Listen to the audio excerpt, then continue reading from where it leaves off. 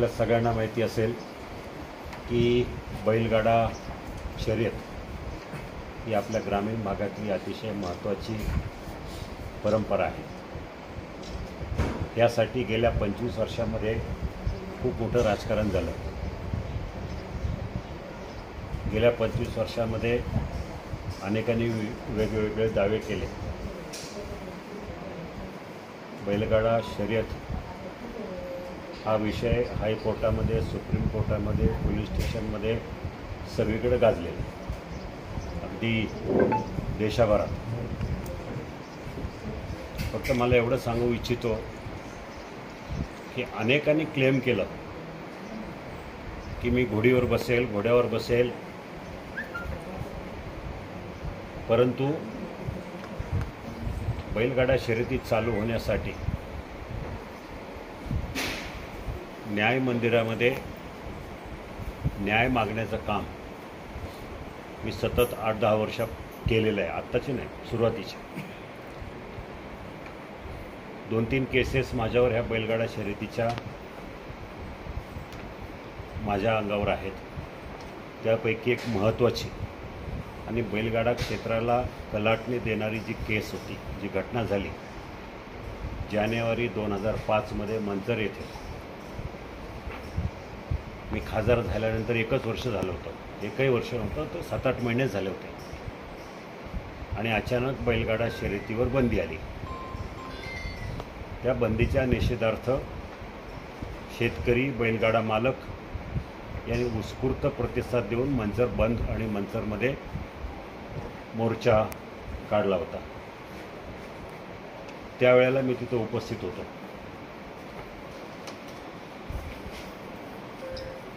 माझ्या समवेत कैलासवासी माजी खासदार, माजी आमदार आदरणीय किरणरावजी बानखेले होते आणि 65-68 लोकांवर ती केस दाखल झाली. त्यावेळेला कल्याण पवार मंचरचे पोलीस स्टेशन इन्चार्ज होते. दुर्दैवानं या केसला उभं राहायला वेळ लागला. घोडेगाव कोर्टामध्ये होती त्यावेळेला केसच्या काही तारखा झाल्या, परंतु नंतर पोलीस स्टेशननं त्याच्यामध्ये नवीन कलम ॲड केलं, 307. तसं 307चा विषय काहीच नव्हता. परंतु त्यावेळची राजकीय परिस्थिती, त्यावेळेला पोलिसांवर असलेला दबाव, त्यामुळं आमच्या सर्वांवर 307चा गुन्हा दाखल करायला लावला. तो 2 वर्षानंतर गुन्हा म्हणजे दंगलची घटना झाल्यानंतर 2 वर्षानं कलम ॲड केलं. त्यामुळे 307 हा सेशन कोर्टचा खटला असल्यामुळं खेडला वर्ग करण्यात आला, खेडला सत्र न्यायालयामध्ये.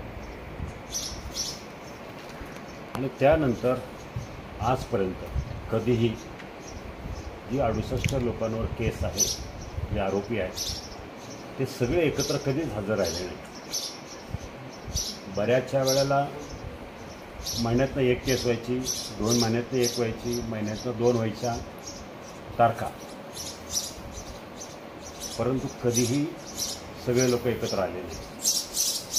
केस उभी राहण्याची अट अशी असते की सगळ्या लोकांनी जर उभे राहिले तर केस चार्ज होतो. चार्ज न झाल्यामुळं तो विलंब वाढत गेला. शेवटी एकदाचं मी पुढाकार घेतला. काही शेतकऱ्यांनी ज्यांच्यावर केसेस आहेत त्यांचा खूप आग्रह होता, रेटा होता. त्यांनी सगळ्यांनी पुढाकार घेऊन ती केस उभी राहण्यासाठी सगळ्यांना एकत्र आणण्याचा प्रयत्न केला. काही वकिलांनी अशी मागणी केली की बाबा याचं सेपरेशन करू, जे लोक रेग्युलर येतात त्यांची वेगळी केस उभी राहील आणि बाकीच्यांची वेगळी राहील. पण शेवटी जज म्हणाले नाही, ठीक आहे, एकदा तुम्ही प्रयत्न करा.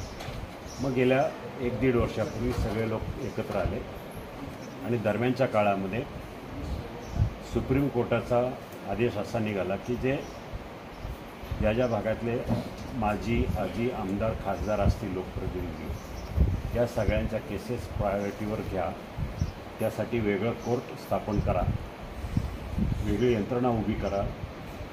असं झाल्यामुळं मग तारखा पटपट पडत गेल्या 1.5-2 वर्षापासून. आणि मग त्याला जास्त वेग आला तो आत्ता गेल्या 6 महिन्यापासून.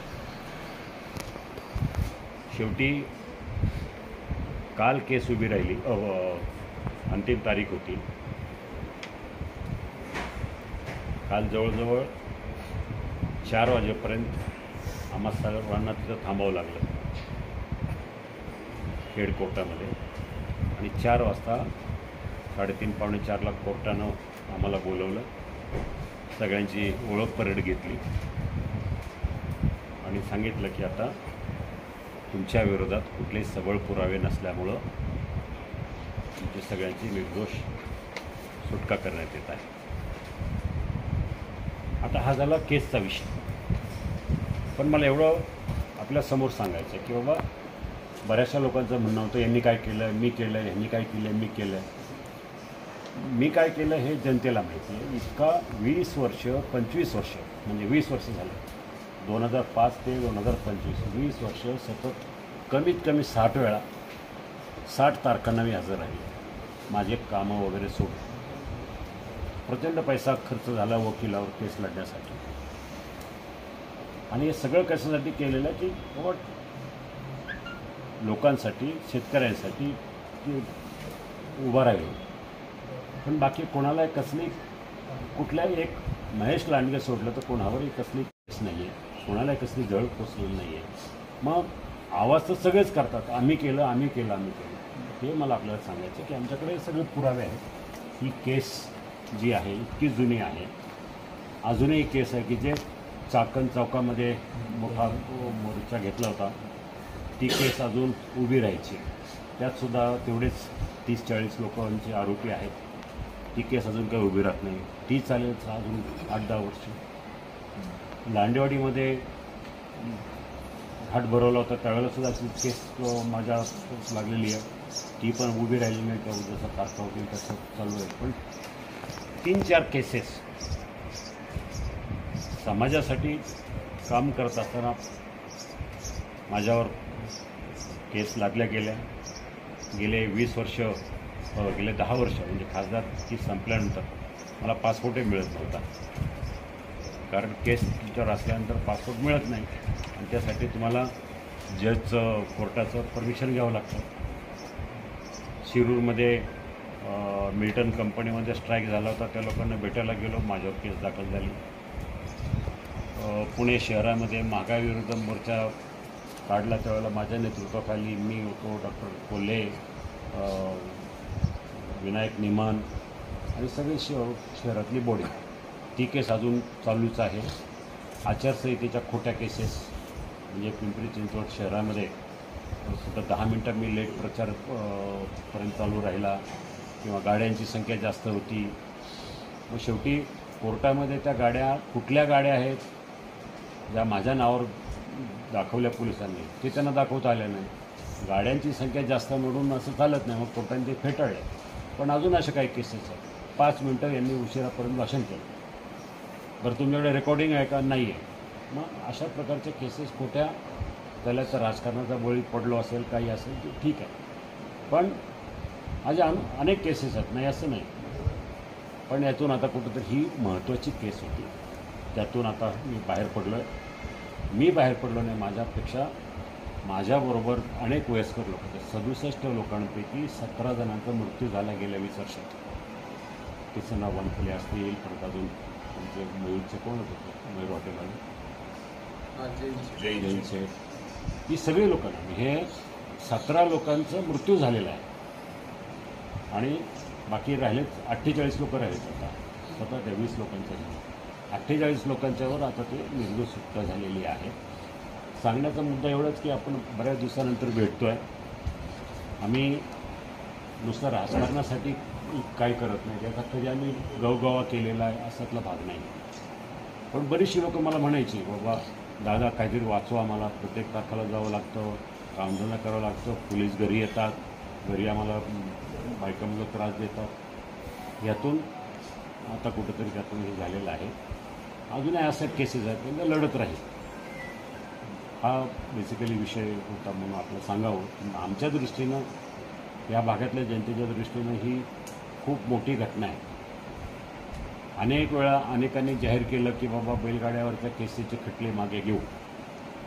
जेव्हा मध्ये अशी घोषणा झाली, RR पाटलांनी घोषणा केली की बैलगाड्यावरच्या केसेस मागे घेऊ, त्यावेळेला पोलीस स्टेशननं कायद्याप्रमाणे केसेस मागे घेण्यासाठी काय अटी असतात त्यामध्ये 307 कलम लावलं तर केस मागे घेता येत नाही. म्हणून 2-3 वर्षांनी ती केस मॉडिफाय करून 307चा गुन्हा लावला. आज कधी म्हणजे अनेक वेळा सांगूनही केस मागे कुणाच्याच घेण्यात आल्या नाही. मग डाऊचं आंदोलन असेल, डाऊचं आंदोलन तर मी तर रोज जात होतो. डाऊचं आंदोलन खूप मोठं गाजलं. त्या आंदोलनाला सुद्धा अनेक 2 केसेस होत्या डाऊच्या आंदोलनातल्या, त्यासुद्धा मी निर्दोष सुटलेलो आहे. या बातमीचे प्रायोजक आहेत Sita Motors service and spares. आमच्याकडे सर्व प्रकारच्या 4 व्हीलर गाड्यांची कामे काळजीपूर्वक व योग्य दरात केली जातील. आमचा पत्ता जुना चांडोली रोड, सिद्धिविनायक वजन काट्या शेजारी 40 बंगला, मनसर, तालुका आंबेगाव, जिल्हा पुणे. संपर्कासाठी क्रमांक 95 61 73 56 67.